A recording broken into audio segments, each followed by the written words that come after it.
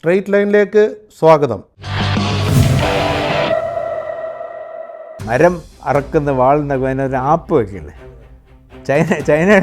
China പാകിസ്ഥാനെ അതിനായിട്ടാണ് ഉപയോഗിക്കുന്നത്. ISIയുടെ ഡയറക്ടർ DGISIയും ചീഫ് ഓഫ് ആർമി സ്റ്റാഫുമാണ് ആക്ച്വലി പാകിസ്ഥാനിലെ പവർ. ദാക്ഷിണ്യം കാണിച്ച് ഇനിയൊരു നല്ല മനുഷ്യരല്ലേ, അവരും നമ്മുടെ സെയിം ചോരയല്ലേ എന്നുള്ളത് വിചാരിച്ച് ആ കാലം കഴിഞ്ഞു. പാകിസ്ഥാൻ ആർമിയുടെ അഭിമാനം ക്ഷതമുണ്ടായതിൻ്റെ സ്ഥിതിയായിട്ട് അതിൻ്റെ ഒരു മാനഹാനി ഉണ്ടായ സ്ഥിതി അതുകൊണ്ട് കാരണം എന്തെങ്കിലും ഒരു military operation I can't rule it out, അത് സംഭവിക്കാം. ചൈന പൂർണ്ണമായിട്ടും ഇന്ത്യക്ക് എതിരാണോ? അവർ അന്ന് മുതലേ 25 വർഷം മുമ്പ് പോലും ഇന്ത്യയെ ഒരു possible potential competitor, potential rival, potential threat, അങ്ങനെയാണ് അവർ അന്നേ അവർ കണക്കാക്കിയിരുന്നത്.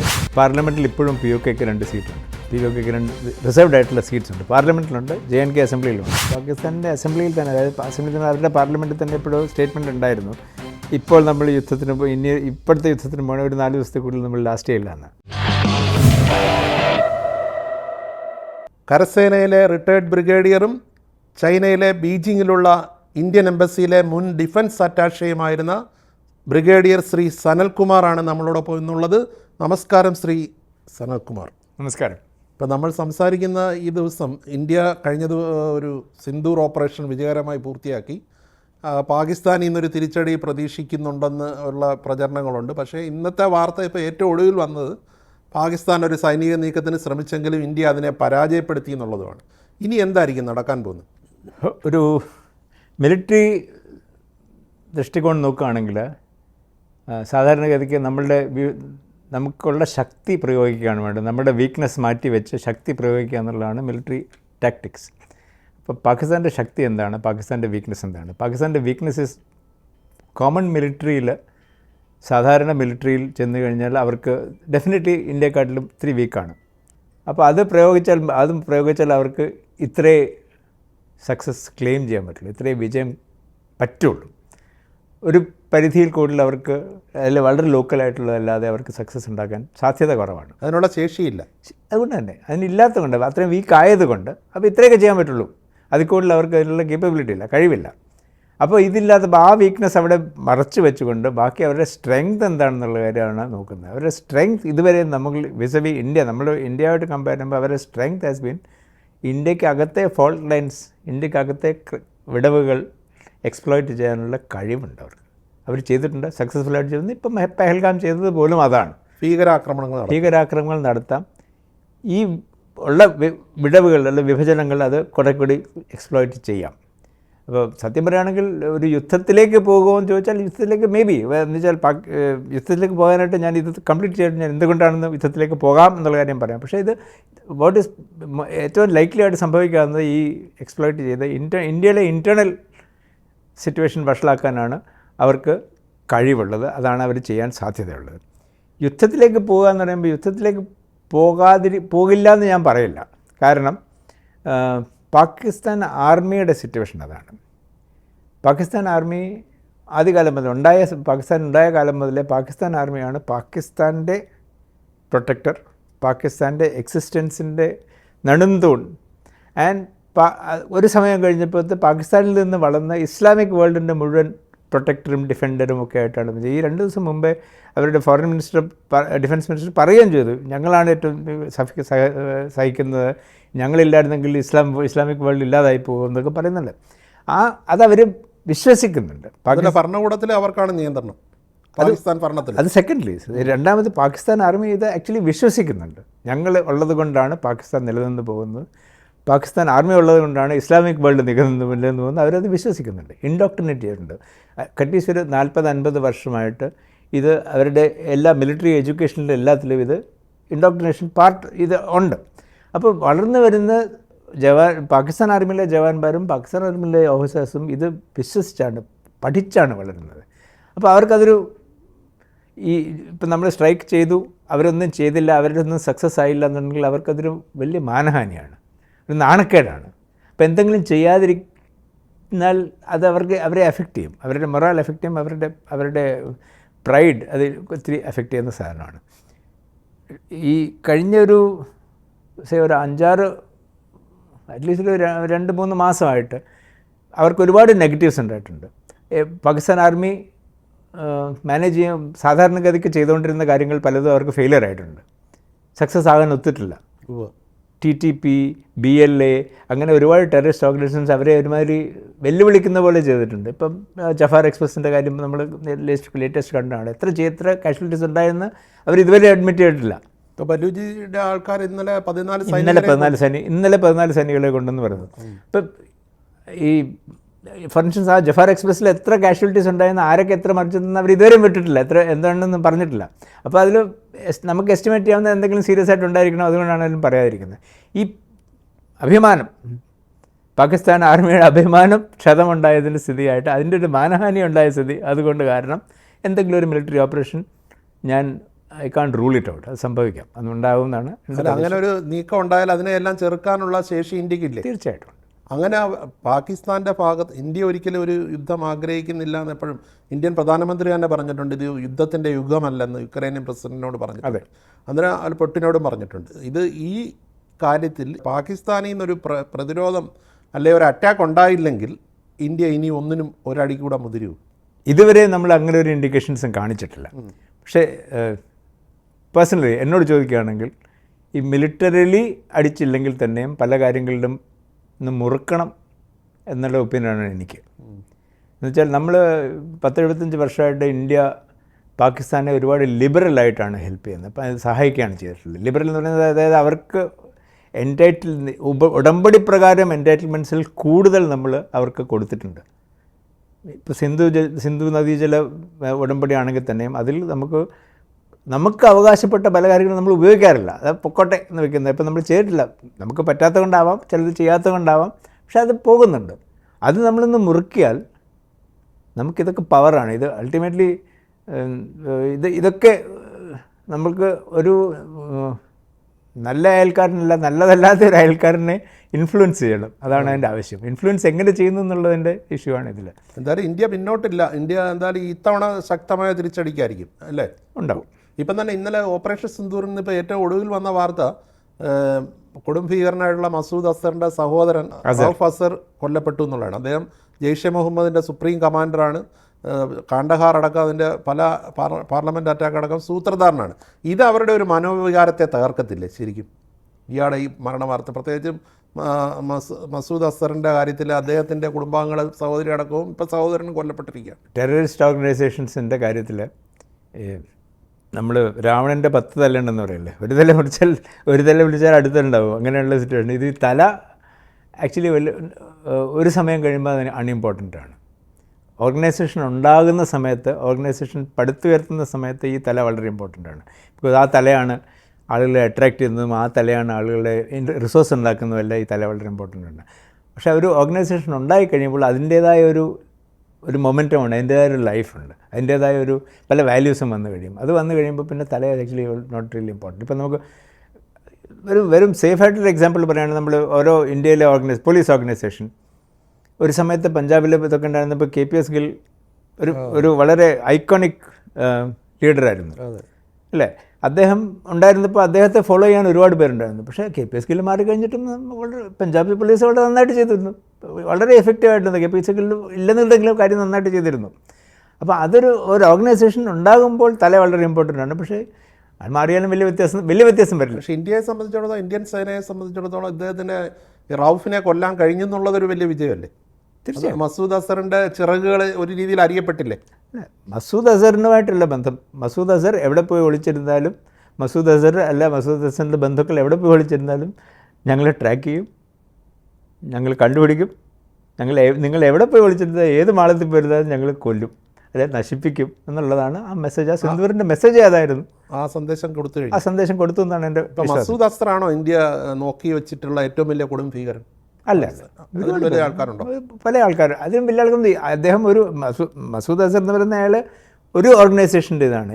ഈ ഓർഗനൈസേഷൻസ് എല്ലാം ഒരേ റിസോഴ്സസിനാണ് കോമ്പീറ്റ് ചെയ്യുന്നത്. പാകിസ്ഥാൻ ആർമി അല്ലെങ്കിൽ ISA അല്ലെങ്കിൽ പാകിസ്ഥാൻ്റെ എസ്റ്റാബ്ലിഷ്മെൻറ്റ് കൊടുക്കുന്ന അല്ലെങ്കിൽ ഇസ്ലാമിക് വേൾഡിൽ കൊടുക്കുന്ന ഡൊണേഷൻസിൽ നിന്നാണ് ഇവർക്ക് ഈ പൈസ കിട്ടുന്നത്.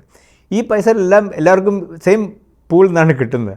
ഇതേ പൂളിൽ നിന്ന് കിട്ടുമ്പോഴത്തേന് ഇവർക്ക് എല്ലാവർക്കും ഞങ്ങളാണ് മിടുക്കര്, ഞങ്ങളാണ് കൂടുതൽ ചെയ്യുന്നത് ഒരു കോമ്പറ്റീഷൻ ഡെഫിനറ്റ്ലി ഉണ്ട്. അപ്പോൾ ഇതൊന്നും ഇല്ലാതെയാവുന്നില്ല. ഒരു ലഷ്കർ എ തൈബ ഒരു സമയം കുറഞ്ഞെങ്കിൽ ജയ്ഷെ മുഹമ്മദ് കൂടും, ജയ്ഷെ മുഹമ്മദ് കുറഞ്ഞെങ്കിൽ അടുത്ത ആൾ കൂടും. അങ്ങനെയാണ് അതാണ് നമ്മൾ സ്ട്രൈക്ക് ചെയ്തിട്ടുണ്ടെങ്കിൽ ഇവരെ ഓൾമോസ്റ്റ് 4 ഗ്രൂപ്പുകളുടെ എല്ലാം ഹെഡ് ക്വാർട്ടേഴ്സിലാണ് നമ്മൾ സ്ട്രൈക്ക് ചെയ്തേക്കുന്നത്. അപ്പം നമുക്കറിയാം എവിടെ ഉണ്ടെന്നും ആളെവിടെ ഉണ്ടെന്നും.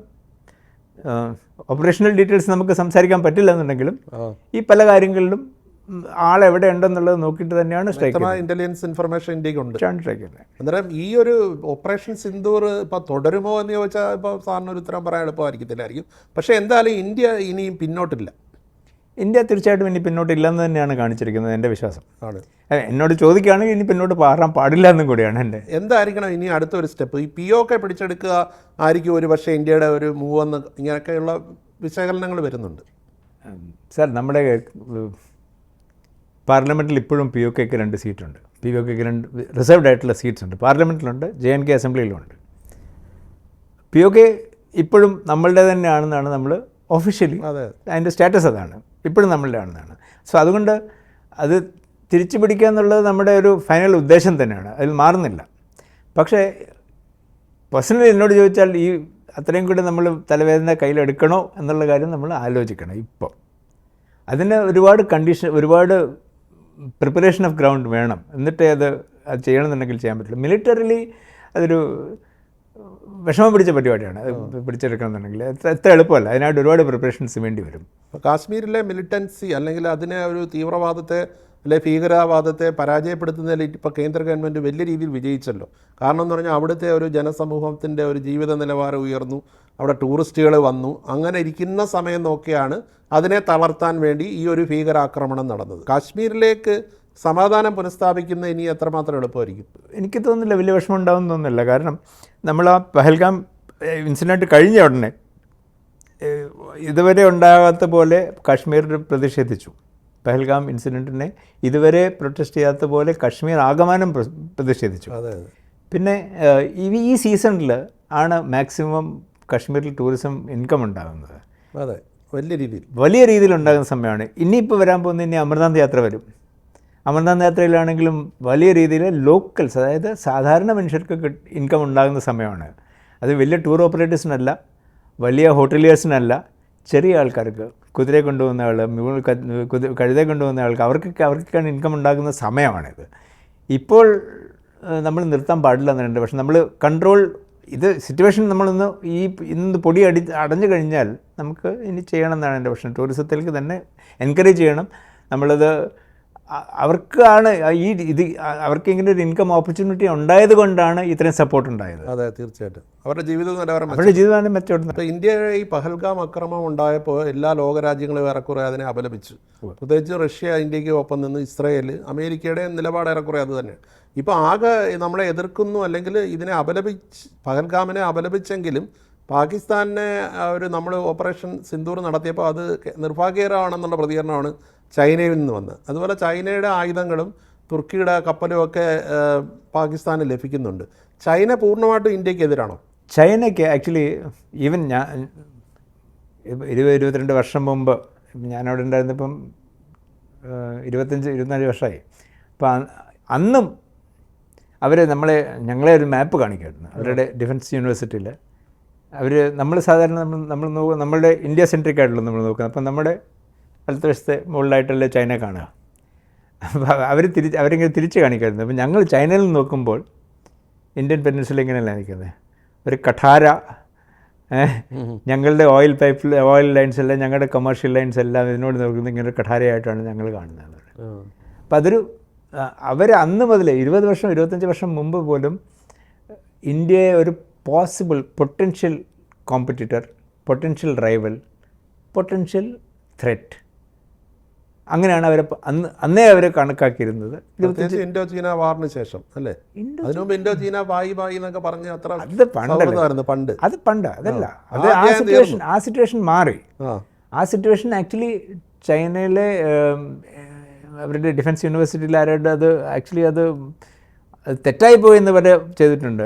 ഇന്ത്യയുമായിട്ട് യുദ്ധം ചെയ്തതായിരുന്നു. ബിക്കോസ് അത് ചെയ്തുകൊണ്ട് ഒരു പൂൾ ഓഫ് ഫ്രണ്ട്സ് ഇല്ലാതായിപ്പോയി. അല്ലെ ഒരു സമൂഹം, ഒരു സുഹൃത്തുക്കളുടെ, ഇന്ത്യയിൽ ഒരു സുഹൃത്തുക്കളുടെ സമൂഹം ഉണ്ടായിരുന്നു, അതില്ലാതെയായിപ്പോയി. അതിപ്പം നമ്മളത് തിരിച്ചു പിടിക്കാനായിട്ട് ഇനി ഒരുപാട് സമയമെടുക്കും എന്ന് പറഞ്ഞാൽ അവർ ഒരു സ്റ്റഡി ഉണ്ട് അതിൽ ചെയ്തിട്ടുണ്ട്. ഇപ്പോൾ ആസിറ്റീസ് ഇപ്പോൾ ഇന്ത്യക്കെതിരാണ് അവർ. ഇന്ത്യക്ക് എതിരാണെന്ന് പറയാൻ വയ്യ. ഇന്ത്യയിൽ ഇപ്പം നമ്മൾ ഇപ്പോൾ ഒരു പാരലായിട്ട് പറയുന്നത് നമ്മളൊരു 3000 മീറ്റേഴ്സ് റേസ് ചെയ്യാണ്. നമ്മൾ ഓടുകയാണ്, നമ്മൾക്ക് ഫസ്റ്റ് ആവണമെന്നുണ്ടെങ്കിൽ ഞാൻ ഓടുന്നത്. അപ്പോൾ 3000 മീറ്റേഴ്സ് റേസ് പറയാൻ കാര്യമുണ്ട്. നമ്മൾ ഒരു രണ്ട് റൗണ്ട് ട്രാക്കിലാണ്. അത് കഴിഞ്ഞ് പിന്നെ ട്രാക്കില്ല. എല്ലാവരും സ്ഥലം കിട്ടാൻ വേണ്ടി അകത്തെ ലൈനിൽ ഓടാൻ വേണ്ടി എല്ലാവരും ശ്രമിക്കും. അപ്പോൾ അതുപോലൊരു കോമ്പറ്റീഷനാണ് ഇപ്പോൾ ചൈനയായിട്ട് നിൽക്കുന്നത്. ചൈനക്കറിയാം അവർക്കൊരു ലീഡ് ഉണ്ടായിട്ടുണ്ട്, ആ ലീഡ് കുറയും. കാരണം ഒരു ലെവൽ കഴിയുമ്പോൾ പിന്നെ അത്രയും ഗ്രോത്ത് എന്തായാലും ഉണ്ടാവില്ല. ഇപ്പം 10% ഗ്രോത്ത് ഒരു ലെവൽ കഴിയുമ്പോൾ, ഒരു എക്കണോമിക് ഒരു ലെവൽ കഴിയുമ്പോഴത്തേനും 10% ഗ്രോത്ത് ഉണ്ടാക്കാൻ പറ്റില്ല. കാരണം അത് പിന്നെ അത് കുറച്ച് വരും. അമേരിക്കയുടെ ആനുവൽ റേറ്റ് ഓഫ് ഗ്രോത്ത് 2%, 3% ഒക്കെയാണ്. അത് അവർ നല്ലതാണെന്ന് പറയുന്നത്. അപ്പോൾ ചൈന വിൽ സ്ലോലി അവിടം വരെ എത്തും. അപ്പം ഇപ്പോൾ 6% 4% ആകുമെന്ന് അവർക്കറിയാം. പക്ഷേ ഇന്ത്യ അതുപോലെ അതുപോലെ ഗ്രോത്തിനുള്ള കേപ്പബിലിറ്റി ഉണ്ടെന്ന് പറയാം. ഇതൊരു വലിയൊരു ശക്തിയെ വളർന്നുകൊണ്ടിരിക്കുകയാണ്. ഇത് ഈ വളർച്ച കണ്ടിന്യൂ ചെയ്യുകയാണെന്നുണ്ടെങ്കിൽ അവർക്കൊരു കോമ്പറ്റീഷനാണ്. അമേരിക്ക ഇപ്പം ട്രംപിൻ്റെ സെക്കൻഡ് അഡ്മിനിസ്ട്രേഷൻ ചൈനയെ ബ്രേക്ക് ചെയ്യാൻ ശ്രമിക്കുന്ന പോലെ, ചൈനയ്ക്ക് ബ്രേക്ക് പിടിക്കാൻ ശ്രമിക്കുന്ന പോലെയാണ് ചൈന ഇന്ത്യയായിട്ട് ചെയ്യുന്നത്. വളരാൻ അനുവദിക്കില്ല എന്നല്ല, എതിർക്കുക എന്നോ വാറിലേക്ക് പോകുക എന്നല്ല, പക്ഷേ ഒരു മുറുക്കം, ചെറിയൊരു മുറുക്കം ഇത്രയുണ്ടാകുന്നു. പക്ഷേ ഒരു ഓപ്പൺ വാർ ഇന്ത്യയും പാകിസ്ഥാനും കൂടെ വന്നു കഴിഞ്ഞാൽ ചൈന ഒരു ശക്തമായ നിലപാട് പാകിസ്ഥാൻ അനുകൂലമായിട്ട് എടുക്കാൻ സാധ്യതയുണ്ട്. ചൈന പാകിസ്ഥാനെ ഉപയോഗിക്കുന്ന എന്തായിട്ടാണ്? പണ്ട് നമ്മൾ ഈ മരം അറക്കുന്ന വാൾ എന്നൊരു ആപ്പ് വയ്ക്കില്ലേ, ചൈന പാകിസ്ഥാനെ അതിനായിട്ടാണ് ഉപയോഗിക്കുന്നത്. ചൈന ഒരു ആപ്പാണ്, എൻറ്റയർലി ആപ്പാണ്. ഇപ്പം അല്ലാതെ അവർ ചെയ്യുന്നതൊന്നും പാകിസ്ഥാൻ ഇൻട്രസ്റ്റഡിനായിട്ടല്ല ചെയ്തത്. അവരൊരു റെയിൽവേ ഉണ്ടാക്കുമെന്ന് പറഞ്ഞ് ഒരു റോഡ് ഉണ്ടാക്കി, ഇതെല്ലാം പാകിസ്ഥാൻ്റെ ഗുണത്തിനായിട്ടല്ല ചെയ്തത്. പാകിസ്ഥാൻ അതിൽ നിന്ന് സ്വല്പം സ്പിൻ ഓഫ് കിട്ടുന്നതല്ലാതെ, അതിൽ നിന്ന് എന്തെങ്കിലും ഒരു ചെറിയ ബെനിഫിറ്റ് കിട്ടുന്നതല്ലാതെ പാകിസ്ഥാൻ ഇതിനുകൊണ്ട് ഒരു ബെനിഫിറ്റും ഉണ്ടാകുന്നില്ല. ഗ്വാദർ തുറമുഖം ഉണ്ടായി കഴിഞ്ഞാൽ തന്നെയും പാകിസ്ഥാന് പ്രൊഡ്യൂസ് ഇല്ല അതിനകത്ത് കിടക്കാനായിട്ട്. അതിന് ആ തുറമുഖം ഉപയോഗിക്കാനായിട്ടുള്ള പ്രൊഡ്യൂസ് ഇല്ല. ഇപ്പം പാകിസ്ഥാനെ സംബന്ധിച്ചിടത്തോളം അവരെപ്പോഴും വീരവാദം മുഴക്കുന്ന അവരൊരു ആണവ ശേഷിയുള്ള രാജ്യം എന്നുള്ളതാണ്. അത് എത്രമാത്രം അപകടകരമാണ്?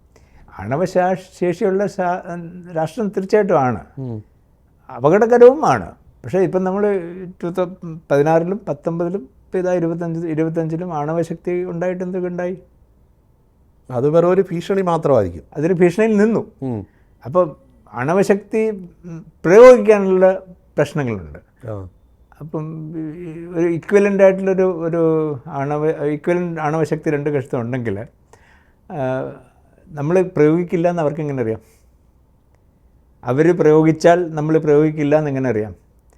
പക്ഷേ അതും ഇന്ത്യയും പാകിസ്ഥാനും തമ്മിലുള്ളൊരു വ്യത്യാസം. ഇപ്പം തന്നെ ഇന്നലെ ഇന്ത്യ ഓപ്പറേഷൻ സിന്ദൂർ വിശദീകരിച്ചപ്പോൾ, വിദേശകാര്യ സെക്രട്ടറി വിശദീകരിച്ചപ്പോൾ, ഇന്ത്യ പരമാവധി റെസ്ട്രെയിൻ ചെയ്യുകയും ഭീകര കേന്ദ്രങ്ങൾ തെരഞ്ഞുപിടിച്ച് ആക്രമിക്കുകയാണ്. സൈനിക കേന്ദ്രങ്ങളോ അല്ലെങ്കിൽ സിവിലിയൻസിൻ്റെ മേഖലയിലോ അറ്റാക്ക് നടത്തിയില്ല. ഇന്ത്യ ഒരു ഉത്തരവാദിത്ത ബോധത്തോടാണ് ഈ ഒരു അറ്റാക്ക് നടത്തിയത്. പക്ഷേ അതേ ഒരു ആറ്റിറ്റ്യൂഡ് പാകിസ്ഥാൻ സ്വീകരിക്കും.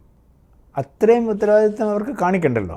അവർ ഈ ഒരു കാർട്ടൂൺ ഉണ്ടായിരുന്നു സം ടൈം ബാക്ക്, പാകിസ്ഥാനെ കാണിച്ചിട്ടുണ്ട്. പാകിസ്ഥാനി നെഗോഷിയേഷൻസ് എന്ന് പറഞ്ഞാൽ അവരിങ്ങനെ ഒരു തോക്കെടുത്ത് സ്വന്തം തലയിൽ ഇങ്ങനെ വെച്ചുകൊണ്ടാണ് നെഗോഷിയേറ്റ് ചെയ്യുന്നത്. അങ്ങനെ ഒരു സിസ്റ്റമാണ്. അത്രയും ഉത്തരവാദിത്വം നമുക്ക് പ്രതീക്ഷിക്കരുത്. പക്ഷേ എന്നാലും അവർ ഇപ്പോൾ ഒരു അറ്റാക്ക് ഉണ്ടെങ്കിൽ അവരുടെ ആയുധ ശേഷി അത് ചൈനയുടെയൊക്കെ ഒരു വലിയ സഹായത്തിലാണോ? ഇപ്പോൾ ഒരു വിവരം ഉണ്ടായിരുന്നു, യുക്രൈൻ അവരുള്ള ആയുധങ്ങൾ കൂടി പാകിസ്ഥാൻ വിറ്റഴിച്ചു. അതെ, ഇപ്പോഴത്തെ ഒരു അവസ്ഥ എന്തായിരിക്കും? അത് പാകിസ്ഥാൻ്റെ അസംബ്ലിയിൽ തന്നെ, അതായത് അവരുടെ പാർലമെൻറ്റിൽ തന്നെ ഇപ്പോഴും സ്റ്റേറ്റ്മെൻറ്റ് ഉണ്ടായിരുന്നു, ഇപ്പോൾ നമ്മൾ ഇപ്പോഴത്തെ യുദ്ധത്തിന് പോകണ ഒരു 4 ദിവസത്തെ കൂടുതൽ നമ്മൾ ലാസ്റ്റ് ചെയ്യില്ല എന്ന്. 4 ദിവസത്തിൽ കൂടുതൽ അവർക്ക് പിടിച്ചിരിക്കാൻ പറ്റില്ല. ഇല്ല. അത് ശരി. അതുകൊണ്ടാണ് ഞാൻ പറഞ്ഞത്, നമ്മൾ യുദ്ധത്തിലേക്ക് പോവുകയാണെങ്കിൽ നമുക്ക് ഭയങ്കര അഡ്വാൻറ്റേജ് ആണ്. നമ്മൾ 4 ദിവസത്തിൽ കൂടുതൽ അവരുടെ പാപ്പരാവും, ഇല്ലാതെ വരുന്നുള്ള സിറ്റുവേഷൻ. പക്ഷേ നമ്മൾ യുക്രൈനും റഷ്യയും തമ്മിലുള്ള യുദ്ധം തുടങ്ങിയപ്പോൾ 1 വീക്കിനുള്ളിൽ അല്ലെങ്കിൽ ഒരാഴ്ചയ്ക്കുള്ളിൽ റഷ്യ യുക്രൈനെ കീഴടക്കുമെന്നാണ് പറഞ്ഞത്. പക്ഷേ അതങ്ങനെ നടന്നില്ലല്ലോ. ട്രെയിനിങ്ങിൻ്റെയും വ്യത്യാസമുണ്ട്. ആ റഷ്യക്ക് ഒരു സ്റ്റാൻഡിങ് ആർമി ഇല്ല, ആ ചൈന പോലെ സ്റ്റാൻഡിങ് ആർമി ഇല്ല. അവർക്കുള്ളതെല്ലാം നാഷണൽ സർവീസ് ചെയ്യുന്നവരാണ്. 2 വർഷം 3 വർഷം ചെയ്തിട്ട് പോകുന്നവരാണ്. അവരാണ് സിംഹഭാഗവും. അപ്പോൾ അതുകൊണ്ട് അവരുടെ ട്രെയിനിങ് ലെവൽസ് ഒരിക്കലും നമ്മൾ പ്രതീക്ഷിക്കുന്ന പോലെ ആവില്ല. ഒരു ആദ്യത്തെ ഫസ്റ്റ് 2 ദിവസം യുദ്ധത്തിൻ്റെ അതിപ്പോൾ ഞാൻ തന്നെയാണ് അതിൽ പത്രത്തിൽ എഴുതുകയും ചെയ്തിട്ടുണ്ടായിരുന്നു. ഇത് ഇപ്പം തീരാൻ പോവാണെന്ന് പറഞ്ഞാൽ ഞാൻ എഴുതിയതാണ്. അതായത് യുക്രൈന് ഡിഫൻസസ് ഇല്ലല്ലോ, റഷ്യയുടെ ഭാഗമായിരുന്ന യുക്രൈനാണ്. അപ്പം റഷ്യക്കെതിരായിട്ടുള്ള ഡിഫൻസസ് ഇല്ലായിരുന്നു, സ്ഥലമില്ല, ടെറൈൻ ഇല്ല. ഇപ്പം നമുക്ക് ഹിമാലയത്തിൽ ഡിഫൻസ് എടുക്കാവുന്ന പോലെ യുക്രൈനിൽ സ്ഥലമില്ല. അപ്പോൾ അതുപോലൊരു സിറ്റുവേഷനാണ് ഞാൻ തന്നെ എഴുതുകയാണ്. എനിക്ക് മനസ്സിലായത് ഇപ്പം ഇത് വലിയ കാര്യമില്ല, ഒരു സമയം എടുക്കാതെ കൊളാപ്സ് ചെയ്യും, അത്രയ്ക്കുള്ള നമ്പർ ഡിഫറൻസ് ഇത്രയുണ്ടെന്ന് പറഞ്ഞ് എഴുതിയിരുന്നു. പക്ഷേ അത് സംഭവിക്കാത്തത് റഷ്യയുടെ കേപ്പബിലിറ്റി ഞാൻ പ്രതീക്ഷിച്ചതിലും വളരെ കുറവായിരുന്നു. പക്ഷേ റഷ്യ ഒരു വലിയ സൈനിക ശക്തിയല്ലേ? സൈനിക ശക്തിയാണ്. പക്ഷേ ഈ സൈനിക ശക്തി എന്ന് പറയുമ്പോൾ നമ്പേഴ്സ് മാത്രം പോരല്ലോ, കഴിവും വേണ്ടേ, ചെയ്യും വേണ്ടേ. ഇപ്പം നമ്മൾ ഇപ്പം പാകിസ്ഥാൻ്റെ ഫോർ ഇൻസ്റ്റൻസ് നമ്മൾ 65-ലും 71-ലും നമ്മൾ യുദ്ധം 99-ലും നമ്മൾ കാർഗിൽ യുദ്ധത്തിലും കണ്ടതാണ്. അവർ കഴിവുണ്ടായി, അവർ ഇതൊക്കെ ചെയ്ത് വന്നില്ല. അൾട്ടിമേറ്റ്ലി ഒരു എന്താ പറയുന്നത്, ഒരു യുദ്ധം അല്ലെങ്കിൽ ഒരു അൾട്ടിമേറ്റ്ലി അതിൻ്റെ ബാനറ്റ് എൻഡിൽ വന്നു കഴിയുമ്പോൾ കത്തികൾ വെളിയിൽ എടുത്തു കഴിയുമ്പോൾ എത്ര പിടിച്ചു നിൽക്കാൻ കഴിയും, എത്ര ധൈര്യമുണ്ട്, എത്ര ഒരുമിച്ച് നിൽക്കാൻ കഴിയും, എത്ര ചെയ്യാൻ പറ്റും, ആ കഴിവാണ് ഒരു ആർമിയുടെ ഡെഫിനിഷൻ. അല്ലെങ്കിൽ ഒരു അതാണ് അതിൻ്റെ നമ്മൾ ക്വാളിറ്റി മനസ്സിലാക്കുന്നത്. വിക്രം ബത്ര 2 പ്രാവശ്യം കയറി ചെയ്യുന്നുണ്ടെങ്കിൽ ആ ക്വാളിറ്റി വേറൊരാൾ എന്തുകൊണ്ട് പാകിസ്ഥാൻ ആർമിയിൽ എന്തുകൊണ്ട് കാണിച്ചില്ല എന്ന് ചോദിച്ചാൽ അതാണ് ക്വാളിറ്റി. ആ ഒരു ക്വാളിറ്റേറ്റീവ് അല്ല പാകിസ്ഥാൻ്റെത് അല്ലേ? ഇതുവരെ അങ്ങനെ കണ്ടിട്ടില്ല. അവർക്ക് വളരെ ഐസൊലേറ്റഡ് ഇൻസിഡൻസ് ഉണ്ടായിട്ടുണ്ട്. നരേന്ദ്രമോദിയുടെ നേതൃത്വത്തിൽ ഒരു ഗവൺമെൻറ് വന്ന ശേഷം ഇതിനെ എന്ത് വന്നാലും ഇന്ത്യ ആക്രമിച്ചാൽ തിരിച്ചടിക്കും എന്നുള്ളൊരു ഫീല് ജനങ്ങൾക്ക് കൊടുക്കാൻ കഴിഞ്ഞിട്ടില്ലേ? ഉണ്ട്. സേനയ്ക്ക് ആ ഒരു ശക്തി ഉണ്ടായില്ലേ? അതുകൊണ്ട് അല്ല, ഞാൻ പറഞ്ഞ ഈ 10 വർഷം കൊണ്ട് നരേന്ദ്രമോദിയുടെ ഗവൺമെൻറ് വന്നു കഴിഞ്ഞാൽ ചില കാര്യങ്ങൾക്ക് ആക്സിലറേഷൻ ഉണ്ടായിട്ടുണ്ട്. ഈ എക്യുപ്മെൻറ്റ് അത്യാവശ്യം ആണെന്ന് കരുതുന്ന എക്യുപ്മെൻറ്റ് വളരെ ഫാസ്റ്റ് ഇതായിട്ട് പ്രൊക്യൂർ ചെയ്യുന്നുണ്ട്. ഈ പ്രൊക്യൂർ ചെയ്യുന്നത് തന്നെ ഇപ്പം ആർട്ടിലറിയുടെ കാര്യം ഒരു എക്സാമ്പിൾ പറയാം. ആർട്ടിലറി നമ്മൾ വെളിയിൽ നിന്നാണ് വാങ്ങിച്ചത്. ബൊഫോർസ് ആണ് ഏറ്റവും ഫേമസ് ആർട്ടിലറി ഗൺ, നമുക്ക് അറിയാവുന്ന ഏറ്റവും ഫേമസ് അല്ലെങ്കിൽ ഇൻഫേമസ് ആയിട്ടുള്ള ആർട്ടിലറി ഗൺ. അത് കഴിഞ്ഞൊരു ഫ്രീസായിരുന്നു. നമുക്ക് കുറേ നാളത്തേക്ക് ആർട്ടിലറി പ്രൊക്യൂർമെൻറ്റേ ഉണ്ടായിട്ടില്ല. ആ പ്രൊക്യൂർമെൻറ്റ് ഈ 10 വർഷം കൊണ്ട് ആവശ്യമുള്ളത് വെളിയിൽ നിന്ന് പ്രൊക്യൂർ ചെയ്യുകയും അതിനോടൊപ്പം തന്നെ ഇത് നമുക്ക് സ്വയം പ്രൊഡ്യൂസ് ചെയ്ത് കൂടെ എന്നുള്ള ക്വസ്റ്റ്യൻ അത് അഡ്രസ്സ് ചെയ്യാൻ അതുകൊണ്ട് തന്നെ നമ്മൾ ചെയ്യുന്നുമുണ്ട്. അപ്പോൾ ഒരു ആ ഡെഫിഷ്യൻസീസ് ഉണ്ടായിരുന്നത്, ഈ ക്രിട്ടിക്കലായിട്ടുള്ള ഡെഫിഷ്യൻസി ഉണ്ടായിരുന്നത് പലതും സ്ലോലി മേക്കപ്പ് ചെയ്തവരാണ്. അപ്പം നമുക്ക് യുദ്ധം ചെയ്യാൻ പോകുമ്പോൾ ഇപ്പോൾ സച്ചുളി ഒതനൻ പോകുമ്പോൾ അയാളുടെ ഉറുമിയുണ്ട്, കുറുവടിയുണ്ട്, അതേ ചെറിയ കത്തിയുണ്ട്, വാളുമുണ്ട്. ഇതൊരെണ്ണം ഇല്ലാതിരിക്കുമ്പോഴത്തേനും അയാളുടെ എൻ്റെ ഇല്ലല്ലോ എന്നുള്ളതാണ് വരുന്നത്. ആ അവസ്ഥ മാറി. ഇപ്പോൾ പാകിസ്ഥാൻ്റെ പട്ടാള മേധാവി അസീം മുനീർ, അദ്ദേഹത്തിൻ്റെ ഒരു ലാസ്റ്റ് ടാർഗറ്റ് എന്ന് പറയുന്നത് പാകിസ്ഥാൻ പ്രസിഡൻ്റ് ആവുക എന്നുള്ളതാണ്. അതിനുള്ള നീക്കമാണ് നടത്തുന്നത്. പ്രത്യേകിച്ച് ഒരു വർഗീയത ഇപ്പോൾ അവസാനം അദ്ദേഹം ഒരു ആയുധമാക്കാനായിട്ട് ശ്രമിക്കുന്നുമുണ്ട്. പാകിസ്ഥാൻ ആർമി അവരുടെ ഈ 75 വർഷത്തിൽ ഒരു 70% പാകിസ്ഥാൻ ആർമി ആയിരുന്നു പാകിസ്ഥാൻ്റെ de facto and de jure government. 2 പ്രാവശ്യം രണ്ടും അവരായിരുന്നു. പക്ഷേ ഈ അടുത്ത കാലങ്ങളിൽ അവർക്കത് മനസ്സിലാക്കി, ഞാനെന്തിനാണ് വെറുതെ ഈ ചുമതല ഏറ്റെടുക്കുന്നത്, നമുക്ക് കുറേ പാവക്കൂത്ത് പൊളിറ്റീഷ്യൻസിന് മുമ്പിൽ വെച്ചാൽ മതിയല്ലോ. അങ്ങനെയാണ് ഇമ്രാൻഖാൻ വന്നതും അങ്ങനെയാണ് ഇപ്പോൾ ഷെഹബാസ് ഷെരീഫും ചെയ്യുന്നത്. അപ്പോൾ ഷെഹബാസ് ഷെരീഫ് പ്രധാനമന്ത്രിയായിട്ട് വന്നൊരു സ്റ്റേറ്റ്മെൻറ്റ് പറയുന്നുണ്ടെങ്കിൽ ആ സ്റ്റേറ്റ്മെൻറ്റ് ഈസ് ആക്ച്വലി മുനീറിൻ്റെയാണ്. മുനീർ പറയുന്നതാണ്. ഇപ്പം ഭാരതത്തിലാണെങ്കിൽ ഇപ്പോൾ വിക്രം മിശ്രി ഫോറിൻ സെക്രട്ടറി വന്നൊരു സ്റ്റേറ്റ്മെൻറ്റ് പറയുന്നതാണ്, അത് ഗവൺമെൻറ്റിൻ്റെയാണ്, മന്ത്രിസഭ പാസ്സാക്കിയതാണ്, മന്ത്രിസഭ അപ്രൂവ് ചെയ്തതാണ് പറയുന്നത്. ഇവരുടെ കേസിൽ അത് തിരിച്ചാണ്. അവിടെ പട്ടാളത്തിൻ്റെ കളിപ്പാവയാണ് പ്രസിഡന്റ്, പ്രൈം മിനിസ്റ്ററും പ്രസിഡൻറ്റും. അപ്പോൾ അതുകൊണ്ട് അവർ ഈ ഒഫീഷ്യലി പ്രധാനമന്ത്രി അല്ലെങ്കിൽ പ്രസിഡന്റ് അല്ലെങ്കിൽ ചീഫ് എക്സിക്യൂട്ടീവ് അല്ലെങ്കിൽ എന്ത് ഡെസിഗ്നേഷൻ ഇട്ടാലും അതായിട്ട് വലിയ കാര്യമൊന്നുമില്ല. അവർക്ക് സെയിം പവർ, സെയിം ഇൻഫ്ലുവൻസ് അത് എൻജോയ് ചെയ്യുന്നുണ്ട്. ഇപ്പം അതിന് ആവശ്യമില്ല. ഈ പദവിയിലേക്ക് വരണമെന്നില്ല, അവരുടെ കയ്യിൽ തന്നെയാണ്. അതേസമയം ഭയങ്കര കറപ്റ്റഡ് ആയിട്ടുള്ളൊരു ഗവൺമെൻറ്റും ആർമിയും അല്ലേ പാകിസ്ഥാനുള്ളത്. സർ പാകിസ്ഥാനിലെ ഒഫീഷ്യലി പാകിസ്ഥാനിന് ചില കാറ്റഗറീസിനെ മാറ്റി നിർത്തിയാൽ ഒഫീഷ്യലി പാകിസ്ഥാനിന് ആർക്കും വേണമെങ്കിലും ഡുവൽ സിറ്റിസൺഷിപ്പ് അലൗഡാണ്. അതായത് പാകിസ്ഥാൻ്റെ പാസ്പോർട്ട് വെച്ചുകൊണ്ട് തന്നെ വേറൊരു പാസ്പോർട്ടും കൂടെ ആവാം. അപ്പോൾ നല്ലോണം ധനികരായിട്ടുള്ളവർ എല്ലാവരും തന്നെ പാശ്ചാത്യ രാജ്യങ്ങളുടെ സിറ്റിസൻസാണ്. അതാണ് പലരും പലായനം ചെയ്യുന്നതല്ലേ. ഈ ജനറൽമാരുടെ എല്ലാം, അല്ല ഈ ബ്യൂറോക്രാറ്റ്സിൻ്റെ എല്ലാം, അല്ല ഈ രാഷ്ട്രീയക്കാരുടെ എല്ലാം ഭാര്യമാരുടെ ഡുവൽ സിറ്റിസൺഷിപ്പ് ഉള്ളവരാണ്. അവരെല്ലാവരും ഫാമിലി ഡുവൽ സിറ്റിസൺഷിപ്പ് ഉള്ളവരാണ്. ഇദ്ദേഹം മാത്രം ബിക്കോസ് ഇയാൾ ജനറൽ ആയ കാരണം അല്ലെങ്കിൽ പാകിസ്ഥാൻ ഡിഫൻസ് ഓഫീസർ ആയിരുന്നു, അവർക്ക് പാടില്ല, 2 സിറ്റിസൺഷിപ്പ് പറ്റില്ല. അതുകൊണ്ട് അയാൾ മാത്രം പാകിസ്ഥാൻ സിറ്റിസൺഷിപ്പ് ആണ്, ഒറ്റ സിറ്റിസൺഷിപ്പേ ഉള്ളൂ. പക്ഷേ അയാളുടെ ഭാര്യയും ബന്ധുക്കളും എല്ലാവരും ഡുവൽ സിറ്റിസൺഷിപ്പ് ഉള്ളവരാണ്. ഈ അസറ്റ്സ്, അതുകൊണ്ട് ഇതെല്ലാം അസറ്റ്സ് ക്രിയേറ്റ് ചെയ്യുന്ന മുഴുവൻ ഇവിടെ ആവണമെന്നില്ല, വെളിയിലാണ് മിക്കവാറും. പെർവേസ് മുഷറഫ് ദുബായിൽ പോയി താമസിച്ചു എത്ര കാലം. അദ്ദേഹത്തിന് ലണ്ടനിൽ 1 അല്ല 2 ഫ്ലാറ്റുണ്ട്. ഏറ്റവും ഹാർട്ട് ഓഫ് ലണ്ടനിൽ 1 അല്ല 2 ഫ്ലാറ്റുണ്ട്. ഫ്ലാറ്റ് എന്ന് പറയുന്നത് നമ്മുടെ ഫ്ലാറ്റ് അല്ല കേട്ടോ, വലിയ ഫ്ലാറ്റാണ് അത്. അദ്ദേഹത്തിന് 2 ഉണ്ട്. ഇതൊക്കെ അദ്ദേഹം അവിടെ താമസിക്കുന്നതാണ്. അതിന് നമ്മളിപ്പോൾ പച്ച മലയാളത്തിൽ പറഞ്ഞാൽ അതിനൊരു ഉളുപ്പ് പോലും ഇല്ല. അന്നേരം അഴിമതിയൊക്കെ അവരുടെ കൂടപ്പിറപ്പാണ്. അഴിമതി ഈ അസീം മുനീറിനെ ജിഹാദി ജനറൽ എന്ന് വിളിക്കുന്നുണ്ട്, എന്താണ് കാരണം? അസീം മുനീർ അയാളുടെ ട്രെയിനിങ് മുതലേ ഫസ്റ്റ്ലി അയാൾ സാധാരണ ഇപ്പം നമ്മുടെ ഇന്ത്യയിൽ വന്ന NDA എന്നൊക്കെ പറയുന്ന പോലെ അങ്ങനെ ഒരു അവരുടെ ഇക്വലൻ്റ് ആണ് പാകിസ്ഥാൻ മിലിറ്ററി അക്കാഡമി എന്നുണ്ടായിരുന്നു. കാക്കുൽ, അബാട്ടബാദിനടുത്തൊരു കാക്കുൽ എന്ന് പറയുന്ന സ്ഥലത്തുള്ളൊരു PMA പാകിസ്ഥാൻ മിലിറ്ററി അക്കാഡമി. അവിടെ നിന്നാണ് മോസ്റ്റ് ഓഫ് പാകിസ്ഥാൻ്റെ ഓഫീസേഴ്സ് വരുന്നത്. മുനീർ PMA-കാരനല്ല. PMA-കാരൻ വേറൊരു ഇതുപോലെ OTA എന്ന് വന്ന ആളാണ്. അപ്പോൾ ഒരു ചെറിയ ക്ലാസ് ഡിഫറൻസ് ഉണ്ട് തമ്മിൽ. അത് അയാളുടെ തലയിലുണ്ട് എപ്പോഴും. ആൻഡ് പിന്നെ ഇയാളൊരു ഒരു ഇത്തിരി എക്സ്ട്രീമിസ്റ്റ് റിലീജിയനാണ്. അയാൾ പറയുന്ന ഒരു ഹാഫീസ് എന്നാണ് പറയുന്നത്. അത് ഖുറാൻ പഠിച്ചിട്ടുള്ള ആളാണ്, മനഃപ്പാഠമായിട്ടുള്ള ആളാണ്. ഖുറാൻ മനഃപ്പാഠമാക്കുക എന്ന് പറയുന്നത് ചെറിയ കാര്യമല്ല. ആൻഡ് അത് ചെയ്യുന്നൊരു വലിയൊരു കാര്യമായിട്ടാണ് പറയുന്നത്. അത് മുഴുവൻ മനഃപ്പാഠം, നമ്മൾ വേദം മുഴുവൻ പഠിച്ചിട്ടുണ്ട്. ദ്വിവേദിയും ത്രിവേദിയും ചതുർവേദിയൊക്കെ ഉണ്ടല്ലോ നമ്മുടെ ഇവിടെയുള്ളവർ. അങ്ങനെയുള്ളവരുണ്ട്. അതുപോലെ അങ്ങനെ പഠിച്ച ആളാണ്. അപ്പോൾ അതുകൊണ്ടാണ് അദ്ദേഹത്തിൻ്റെ അയാളുടെ സ്പീച്ചസ് എവിടെയെന്നൊക്കെയാണ് ഒരുപാട് ഖുറാൻ കൊട്ടേഷൻസ് വന്നുകൊണ്ടേയിരിക്കും.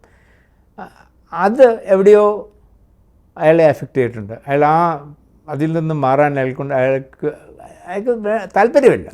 അദ്ദേഹം ഒരേ സമയം തന്നെ ISIയുടെയും അതേപോലെ മിലിറ്ററി ഇൻ്റലിജൻസിൻ്റെയും മേധാവിയും കൂടെ ആയിരുന്നില്ലേ? ഒരേ സമയമല്ല, ആ പദവി രണ്ടും വഹിച്ചിട്ടുള്ളതാണ്. പക്ഷേ ISIയിലേക്ക് ഷോർട്ട് ടെന്യൂർ കിട്ടിയുള്ളൂ. എന്നുവെച്ചാൽ ഇമ്രാൻഖാൻ അയാൾക്ക് ഫുൾ ടെന്യൂർ കൊടുത്തില്ല. 1 വർഷം കണ്ടു നിന്നുള്ളൂ. പക്ഷേ ഇമ്രാൻഖാനെ അട്ടിമറിക്കുന്നതിൽ വലിയ പങ്ക് അദ്ദേഹം വഹിച്ചില്ലേ? അതുകൊണ്ടാണ്, ഈ ഒരൊറ്റ കാരണം കൊണ്ടാണ്. അതൊരു വലിയ കാര്യമല്ല. ISI എന്ന് പറയുന്നത് പാകിസ്ഥാനിൽ പവറാണ്. അയാൾ ISIയുടെ ഡയറക്ടർ DG ISIയും ചീഫ് ഓഫ് ആർമി സ്റ്റാഫുമാണ് ആക്ച്വലി പാകിസ്ഥാനിലെ പവർ. ഈവൻ നേവൽ ചീഫും എയർ ചീഫും ആ പവറില്ല. ISI ചീഫും ചീഫ് ഓഫ് ആർമി സ്റ്റാഫുമാണ് ആക്ച്വൽ പവർ. അപ്പോൾ ഇതിലിരിക്കാൻ ആർക്കാ ഇഷ്ടപ്പെടാത്തത്? അയാൾക്ക് ടെന്യൂർ ഫുൾ കൊടുക്കാത്തത് കൊണ്ടാണ് ഇമ്രാനെ അട്ടിമറിച്ചത്. അങ്ങനെ അട്ടിമറിക്കാനുള്ള ഒരു പവർ ഇവർക്കുണ്ട് പാകിസ്ഥാൻ്റെ, അല്ലേ? അതല്ലേ പറഞ്ഞത്. പാകിസ്ഥാൻ ആർമി ആണ് അവർ പറയുന്നതാണ് പ്രധാനമന്ത്രി പറയുന്നത്. ഇദ്ദേഹം ഈ വർഗീയത വളർത്തുക എന്നുള്ള ഒരു ലക്ഷ്യത്തോടു കൂടി ആയിരിക്കുമല്ലോ ഈ കാശ്മീരിൽ നടന്ന ഭീകരാക്രമണത്തിൽ ആൾക്കാരെ ഹിന്ദുക്കളാണോ എന്ന് നോക്കി വധിച്ചു. പക്ഷേ ആ തന്ത്രം ഇന്ത്യയിൽ വിജയിച്ചില്ല. ഇന്ത്യയിൽ ആ രീതിയിലുള്ളൊരു ലഹളയൊന്നും ഉണ്ടാക്കുക നടന്നില്ല. അന്നേരം അവർ ഇനിയും ലക്ഷ്യമിടുന്ന അതിനു വേണ്ടിയായിരിക്കും. അതാണ് എൻ്റെ ഭയം. ആക്ച്വലി യുദ്ധത്തിൽ ഡയറക്റ്റായിട്ടൊരു കൺവെൻഷണൽ യുദ്ധത്തിൽ പോവുകയാണെന്നുണ്ടെങ്കിൽ നമ്മൾ സംസാരിച്ച പോലെ 3-4 ദിവസം കഴിയുമ്പോൾ അവർക്ക് അതിനുള്ള സ്റ്റാമിന ഉണ്ടാവില്ല, അതിനുള്ള ബേസിക്കലി ലോജിസ്റ്റിക്സ് ഉണ്ടാവില്ല. അപ്പോൾ അതിന് പകരം ഒറ്റപ്പെട്ട ആക്രമണങ്ങളും വർഗീയത വളർത്താനും വിഭജനത ഉണ്ടാക്കാനുമുള്ള അവർക്ക് അത് എക്സ്പേർട്സ് ആണല്ലോ. അവർ പണ്ട് അഫ്ഗാനിസ്ഥാനിൽ ചെയ്തതാണ്, ഇവിടെയാണ് ചെയ്യുന്നത്. സെയിം തിങ് അവർ ചെയ്ത് പഠിച്ചതാണ്. അത് ചെയ്യാമെന്നാണ് എൻ്റെ.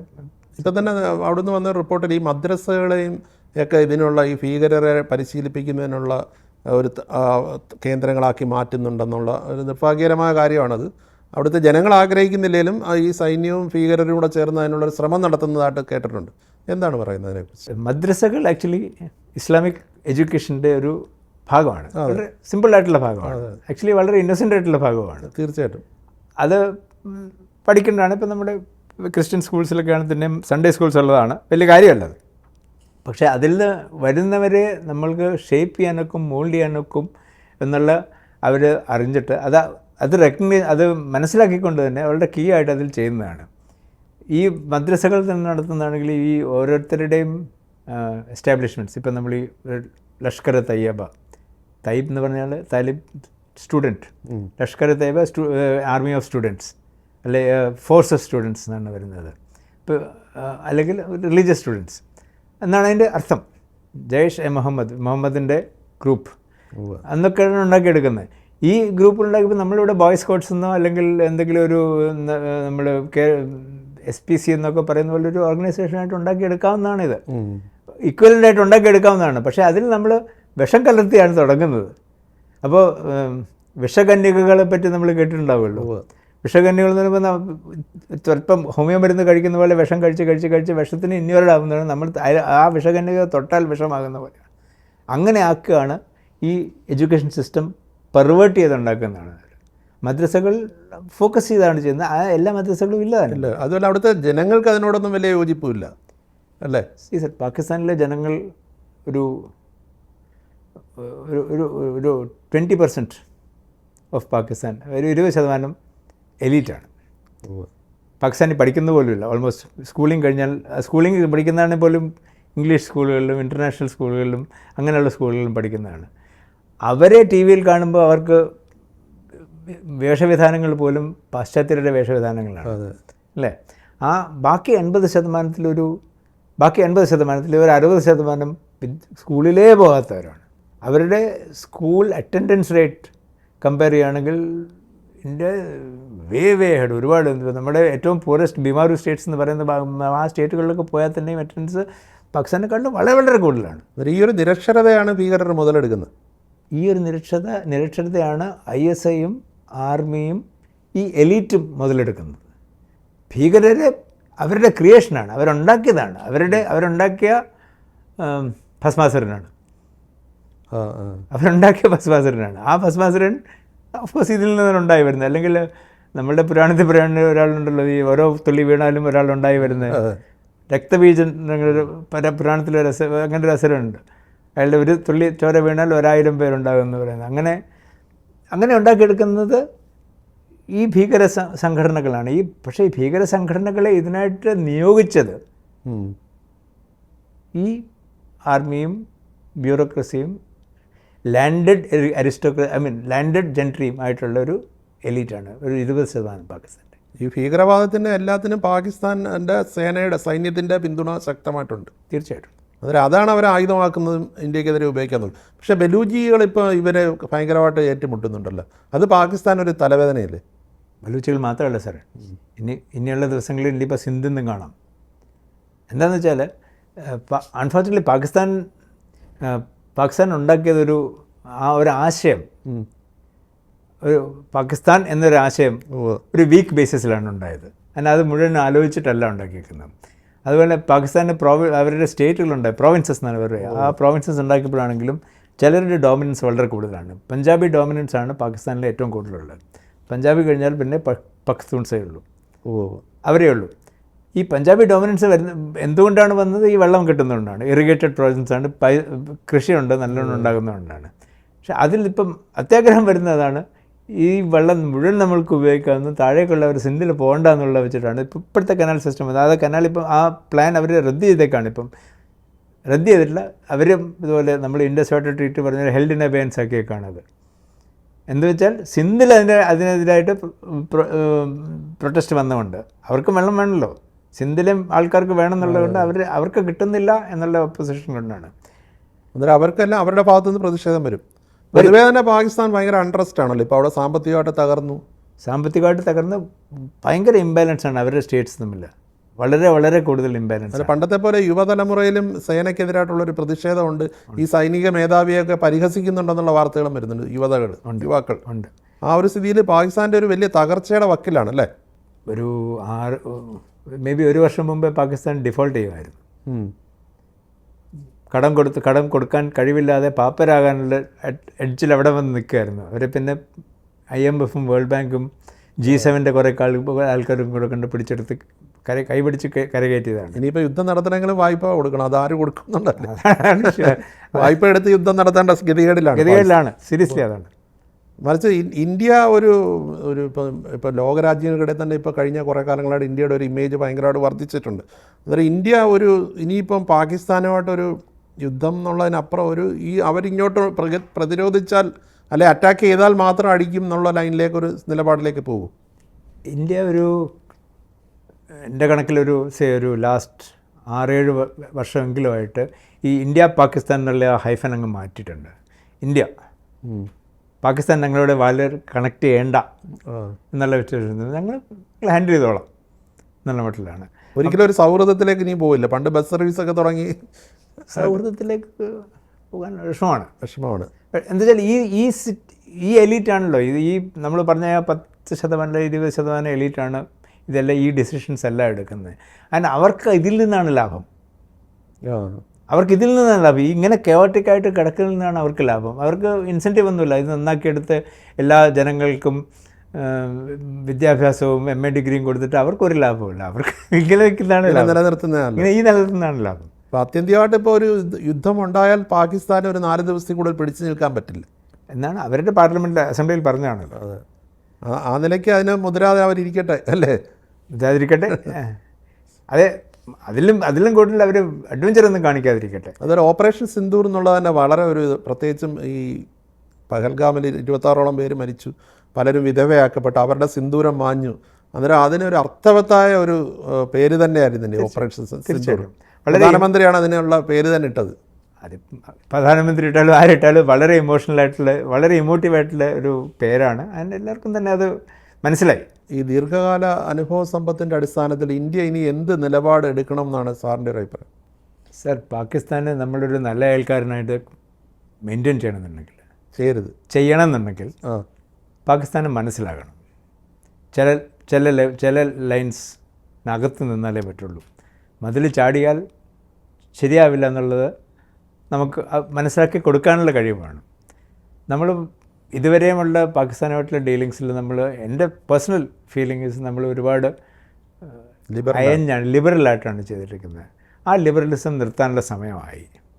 അതായത് എന്തെങ്കിലും ഒന്ന് പഠിക്കണമെന്നുണ്ടെങ്കിൽ നമ്മുടെ 2ാം ക്ലാസ്സിൽ എഞ്ചുപടി പഠിക്കുകയാണെങ്കിലും ചിലപ്പോൾ അടികൊണ്ടായിരിക്കും നമ്മൾ മുഴുവൻ പഠിച്ചു വരുന്നത്. എന്തെങ്കിലും പഠിക്കണമെങ്കിൽ ഇതിനൊരു എഫേർട്ട് വേണം, അതിനൊരു പെയിൻ വേണം.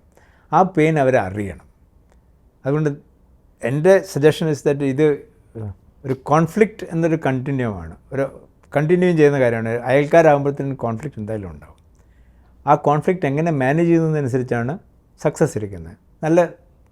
നല്ല മിടുക്കുള്ള രാജ്യങ്ങൾ അയൽക്കാരുമായിട്ട് കോൺഫ്ലിക്റ്റ് മാനേജ് ചെയ്യും. അത് മാനേജ് ചെയ്യാനുള്ള കഴിവാണ് നമുക്കെപ്പോഴും ഉണ്ടാവേണ്ടത്. അതിൻ്റെ ഇടയ്ക്ക് ഈ യുദ്ധം അല്ലെങ്കിൽ ഒരു തിരിച്ചടി അല്ലെങ്കിൽ ഒരു ഇൻസർജൻസി പീരീഡ് അല്ലെങ്കിൽ ഒരു ടെററിസ്റ്റ് പീരീഡ്, അതൊരു സമയം, ഒരു ഘട്ടമാണ്. അത് നമ്മൾ മാനേജ് ചെയ്യും. പക്ഷേ അത് കഴിഞ്ഞ് നമ്മളത് പോട്ടെ ഇനിയെല്ലാം രാമരാജ്യമായെന്ന് വിചാരിക്കരുത്. ഈ അയൽക്കാരനെ നമുക്ക് മാനേജ് ചെയ്യണം, കണ്ടിന്യൂസ് ആയിട്ട് മാനേജ് ചെയ്യണം. പാഠം പഠിപ്പിക്കണം. പാഠം പഠിപ്പിക്കത്ത് വിടാനല്ല, ആ പാഠം എപ്പോഴും ഇടയ്ക്കിടയ്ക്ക് ഓർമ്മിപ്പിച്ചുകൊണ്ടിരിക്കണം. അതിനുള്ള കഴിവ് വേണം. കഴിവ് മീൻസ് അതിനുള്ളൊരു ബാൻഡ് വിഡ്ത്താണ്. അതായത് ഈ നയതന്ത്രപരമായിട്ട്, മിലിറ്ററിലി, എക്കണോമിക്കായിട്ട് എല്ലാത്തിലും അങ്ങനെ സാധാരണ ആ കഴിവുകളെല്ലാം നമ്മൾ കണ്ടിന്യൂസ് ആയിട്ട് മെയിൻറ്റെയിൻ ചെയ്യണം. എന്നാൽ ദാക്ഷിണ്യം കാണിച്ച് ഇനിയൊരു നല്ല മനുഷ്യരല്ലേ, അവരും നമ്മുടെ സെയിം ചോരയല്ലേ എന്നുള്ളത് വിചാരിച്ച് ആ കാലം കഴിഞ്ഞു. ഇനിയൊരു കാലത്ത് പാകിസ്ഥാൻ നമ്മളൊരു ഇന്ത്യയുമായിട്ട് മെർജ് ചെയ്യുമെന്ന് പറഞ്ഞാൽ പോലും നമുക്കത് മാനേജ് ചെയ്യാൻ പറ്റുമെന്ന് എനിക്ക് തോന്നുന്നില്ല. നെയ്ബേഴ്സായിട്ടിരുന്നോട്ടെ, നല്ല നെയ്ബേഴ്സായിട്ടിരിക്കാം. പക്ഷേ ഇനിയൊന്ന് ഇന്ത്യയിലേക്ക് തിരിച്ചു വരണമെന്ന് വെച്ചാൽ നമ്മൾ വേണോ എന്നുള്ള കാര്യം നമ്മൾ ആലോചിക്കണം. ഓപ്പറേഷൻ സിന്ദൂർ തുടരണം എന്നാണ് പറയുന്നത്. ഓപ്പറേഷൻ സിന്ദൂർ എന്നുള്ളത് ഈ ഒരു സ്ട്രൈക്കിന് മാത്രമാണെങ്കിൽ അത് തുടരണ്ട. പക്ഷേ as an enlarged management of ഒരു നെയ്ബർലി റിലേഷൻസ് അത് കാര്യമായിട്ട് തുടരണം തന്നെയാണ്. അതായത് ദാക്ഷിണ്യത്തിൻ്റെ സമയം കഴിഞ്ഞു. പാകിസ്ഥാനോട് ഇനി ദാക്ഷിണ്യം കാട്ടേണ്ടതില്ല. അവർ ഫ്രണ്ട്ലി ആവട്ടെ, അവിടം വരെ ആവുക, പിന്നെ നമുക്ക് ആലോചിക്കാം. അതുവരെ നമുക്ക് കാണിക്കണമെന്നില്ല എൻ്റെ പക്ഷം. ഇന്ത്യയുടെ ഒരു രാജ്യത്തിൻ്റെ ആ ഒരു പഹൽഗാമിലേറ്റ മുറിവ് അത് ഉണങ്ങുക എന്ന് പറയുന്നത് എളുപ്പം, അല്ലെങ്കിൽ അതിനൊരു തിരിച്ചടി കൊടുക്കാൻ കഴിഞ്ഞു എന്നുള്ളതൊരു വലിയ സം ക്ലോഷർ, സ്വല്പമെങ്കിലും അത്രയാവുന്നുള്ളൂ. അതിൽ കൂടുതൽ ഒന്നും. ഓക്കെ. അപ്പോൾ ഇത്ര നേരം സംസാരിച്ചത് വളരെ നന്ദി. Thank you sir.